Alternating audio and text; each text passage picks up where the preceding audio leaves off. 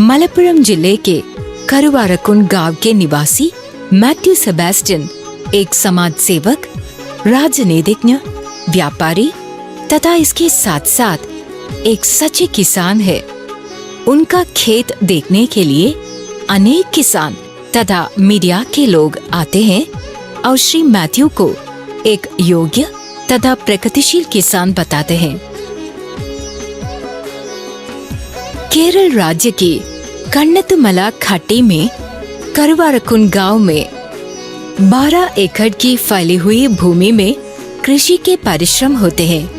यह उनके दृढ़ शक्ति एवं अथक प्रयास का ही परिणाम है कि उन्होंने जंगली जानवरों से भरी हुई इस वन्य भूमि को पूर्णतः जायफल, काली मिर्च तथा सुपारी के खेत में बदल दिया है। यद्यपि उन्होंने सुपारी की प्रजाति मोहित नगर के खेती से शुरुआत की, दुर्भाग्यवश सुपारी के दाम घटने से उनके सपने चूर चूर हो गए। परंतु अन्य किसानों की भांति वह सुपारी के बदले रपट की खेती के लिए तैयार नहीं थे, बल्कि उन्होंने ऐसे अंत फसलों की खोजबीन शुरू की जो जंगली जानवरों को आकर्षित नहीं करती हो। काफी खोजबीन के बाद उनकी तलाश जायफल पर जाकर रुक गई। उन्होंने कोरिकोड में स्थित भारतीय मसाला फसल अनुसंधान संस्थान का भ्रमण किया। यह उनके जीवन का निर्णायक मोड़ था। वर्ष 2000 में जायफल की प्रजाति विश्वश्री के 50 तथा A969 के कुछ पौधों से उन्होंने इस पहाड़ी क्षेत्र में खेती की शुरुआत की तथा उसके बाद उन्होंने कभी पीछे मुड़कर नहीं देखा। वह लगातार IISR के वैज्ञानिकों के संपर्क में रहे तथा उनसे जायफल की खेती के नए दिशा निर्देश प्राप्त करते रहे। रोपण के 3 वर्ष बाद उन्हें पहली उपज प्राप्त हुई। उन्होंने देश के अन्य भागों से जायफल की विभिन्न प्रकार की प्रजातियों को एकत्र किया। आज उनके खेत में 1000 से भी ज्यादा जायफल के पेड़ है। 2002 ജാതി കൃഷിയിലേക്ക് കടന്നു വരുന്നത്. ഇപ്പോൾ 1300ഓളം വിവിധ ഇനം ജാതി മരങ്ങൾ കായ്ക്കുന്നതായിട്ടുണ്ട്. കൃഷി ഇറക്കുന്ന വർഷമാണ് ഏറ്റവും കൂടുതൽ ചിലവുള്ളത്. നമുക്ക് ചിലവ് വരുന്നത് ഒന്ന് അതിൻ്റെ തൈകൾക്ക് വരുന്ന ചിലവും, അത് നമുക്ക് അതിൻ്റെ കുഴി എടുക്കാനും നടാനുള്ള പ്ലാന്റ് ചെയ്യാനുള്ള ചിലവാണ് കാര്യമായിട്ട് വരുന്നത്. അതിനുശേഷം ജാതി കൃഷിക്ക് അത്ര കാര്യമായിട്ടുള്ള ചിലവുകൾ വരുന്നില്ല. പിന്നെ അതിന് വളമിടാനും ഉള്ള ചിലവും വളരെ കുറഞ്ഞ ചിലവുകളാണ് പിന്നെ ഒരു വർഷം ജാതി കൃഷിക്ക് വരുന്നത്. सुपारी के पेड़ों को सहायक वृक्ष के रूप में उपयोग करके की गई काली मिर्च की खेती उनके फार्म का एक अन्य आकर्षक बिंदु है, जहां उन्होंने IISR द्वारा विकसित प्रजातियों जैसे श्रीकरा, शुभकरा, पंचमी से उन्हें रोपण के 3 वर्ष बाद उपज प्राप्त होने लगी। यह उनकी अतिरिक्त आमदनी का स्रोत है।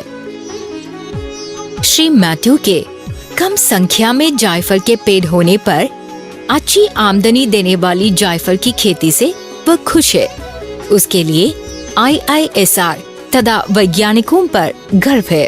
ഡയറക്ടർ അടക്കമുള്ള സയൻറ്റിസ്റ്റുകൾ തോട്ടം സന്ദർശിക്കുകയും അതിന് കേടുകൾ എന്തെങ്കിലും ഉണ്ടെങ്കിൽ അവരത് മനസ്സിലാക്കി നമ്മളെ ബോധ്യപ്പെടുത്തുകയും അതിന് വേണ്ട പ്രതിവിധി പറഞ്ഞു തരികയും ചെയ്യാറുണ്ട്. പിന്നെ പുതിയ ഇനം ജാതികൾ എവിടെയെങ്കിലും ഉണ്ടെങ്കിൽ കണ്ടെത്തിയാൽ അത് കർഷകരിൽ എത്തിച്ചു കൊടുക്കുവാൻ കർഷകരെ സഹായിക്കുന്നു.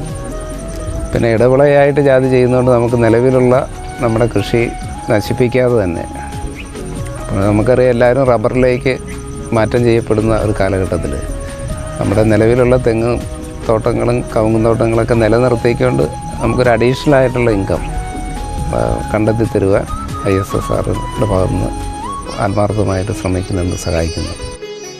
मैथ्यू सेबेस्टियन की सफलता में प्रजाति विशेषता तथा वैज्ञानिक फसल प्रबंधन पद्धति जैसे उचित सिंचाई, उर्वरकों का उपयोग, उचित प्रबंधन, तथा समय पर कटाई का मुख्य योगदान है। वह एक सच्चे प्रगतिशील किसान है जिन्होंने आधुनिक वैज्ञानिक कृषि विधियों तथा नवीन उन्नत प्रजातियों पर भरोसा किया। ജാതി കൃഷിക്ക് ഇപ്പോൾ കഴിഞ്ഞ ഒരു 3 വർഷമായിട്ട് നല്ല നമ്മളാരും ഒരിക്കലും പ്രതീക്ഷിക്കാത്ത വിലയാണ് കിട്ടുന്നത്. നമ്മൾ കൃഷി ചെയ്യുമ്പോഴേ 80 രൂപയായിരുന്നു ജാതിക്കായുടെ വില ഉണ്ടായിരുന്നത്. ഇന്നത് 550 രൂപ വരെ എത്തി നിൽക്കുകയാണ്. അതുപോലെ തന്നെ ജാതി പത്രയും 300 രൂപ ഉണ്ടായിരുന്നത് 1200. അപ്പോൾ കർഷകരെ സംബന്ധിച്ച് ജാതി കർഷകരെ സംബന്ധിച്ച് ഇപ്പോൾ ലോട്ടറി അടിച്ച ഇതിന് തുല്യമായിട്ടാണ് നിൽക്കുന്നത്. विश्वश्री जायफल के पेड़ बुश की तरह वृद्धि करता है जिसमें पार्श्व शाखाएं अधिक होती है। उन्होंने किनारों वाली शाखाओं को न काटकर एक नई विधि का इजाद किया जिसमें उन्होंने इन शाखाओं को एक स्टील खंभे के सहारे लंपतः रखा। अधिक भार के कारण यह शाखाएं टूट न जाए इसके लिए उन्होंने उन्हें नायलॉन की रस्सी की सहायता से सुपारी के पेड़ों से बांध दिया। मैथ्यू ब्लॉक पंचायत सदस्य के अतिरिक्त पेट्रोल पंप, बेकरी दुकान तथा गृह पौधशाला जैसे कार्यों के लिए लोगों के बीच काफी लोकप्रिय है, परंतु उन्हें वर्ष 2012 में कर्षक तिलकम पुरस्कार मिलने के बाद लोग मैथ्यू को जायफल का प्रगतिशील किसान के रूप में पहचाने लगे हैं।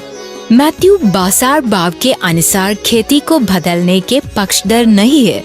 वह अचानक भाव दर कम होने पर हुई हानि को अंतः फसल के रूप में की गई अतिरिक्त आमदनी को पक्षधर है।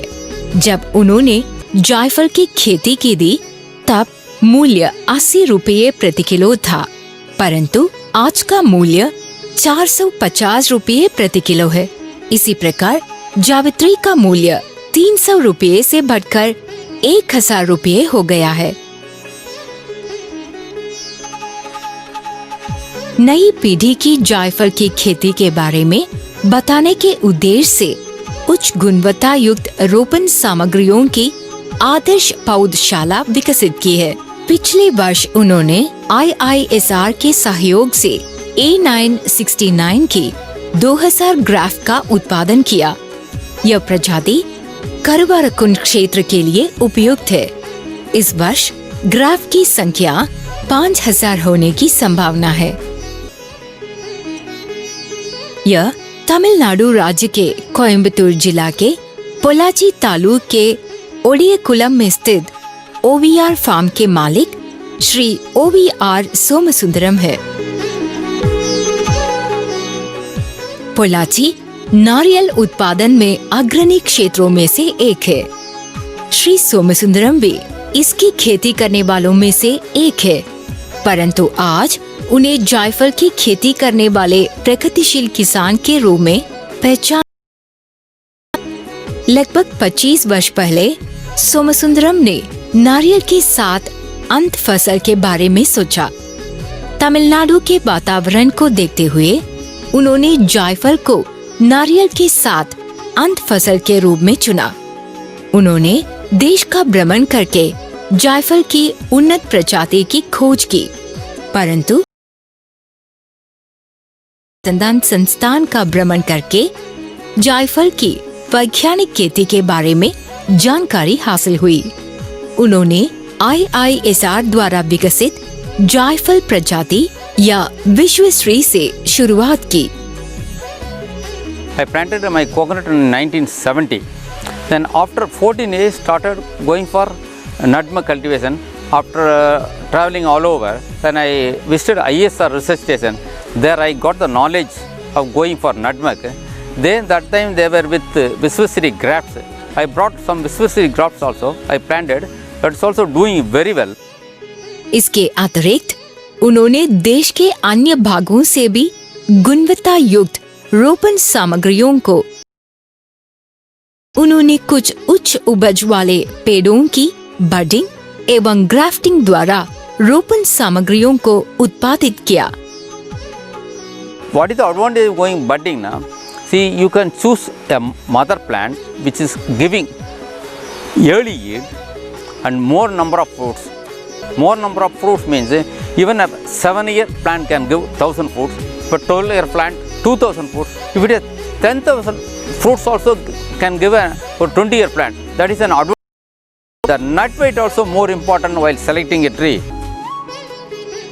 25 वर्ष से उनके फार्म पर पेड़ों की संख्या 320 से बढ़कर 1000 हो गई है। आज उनके फार्म पर कुछ पेड़ वर्ष भर 20,000 से भी ज्यादा जायफल की उपज देते हैं। नारियल तथा जायफल की अंत फसल क्रमशः 1:1 के अनुपात में होती है। नारियल तथा कोको को क्रमशः 2:1 अनुपात में की है। श्री सोमसुंदरम जो 40 वर्ष से खेती कर रहे हैं, उनका कहना है कि पोल्लाची जायफल तथा कोको की खेती अंत फसल के रूप में करने के लिए उत्तम स्थान है। वह एक जिम्मेदार प्रगतिशील किसान है जो विश्व के बाजार मूल्य पर लगातार निगाह रखते हैं। श्री सोमसुंदरम जायफल के मूल्य को भली भांति समझते हैं। उन्होंने लगभग 20 से अधिक देशों का भ्रमण किया है और विभिन्न संगोष्ठियों में जायफल की खेती में अपने अनुभव को प्रस्तुत किया है। श्री सोमसुंदरम को अनेक पुरस्कारों से भी सम्मानित किया जा चुका है।